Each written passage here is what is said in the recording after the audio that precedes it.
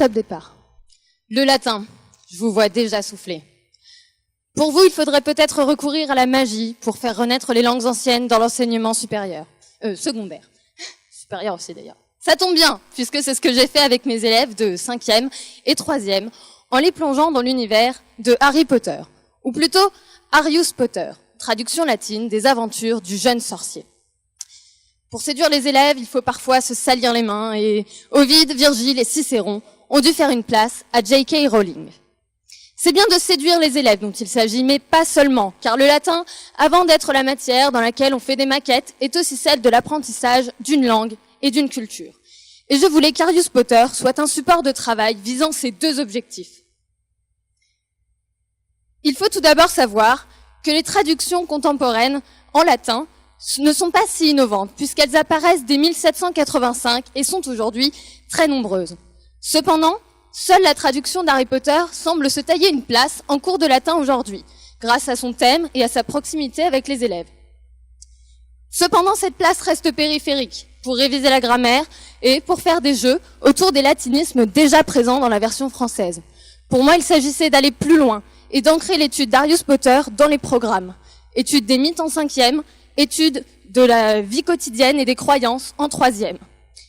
Cela a mené à 2 séquences, l'une sur les créatures mythologiques, l'autre sur la magie. Bienvenue à Hogwarts NC. C'est ainsi que mes élèves ont appris qu'ils entraient en stage à l'école des sorciers.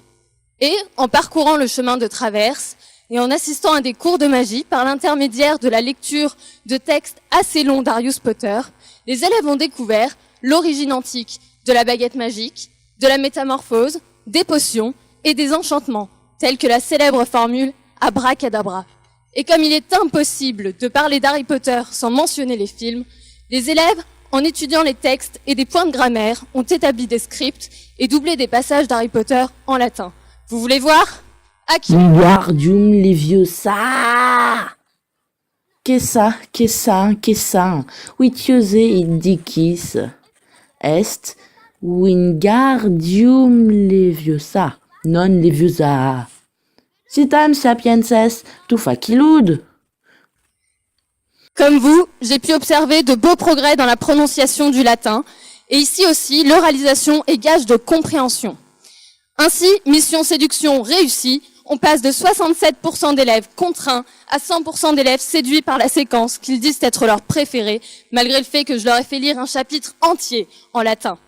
Gratias tibiago, walete, c'est ce que vous direz aujourd'hui mes élèves en cours de latin, avec lesquels on a donc travaillé sur Arius Potter. Merci de votre écoute, j'espère que ce voyage vous a plu.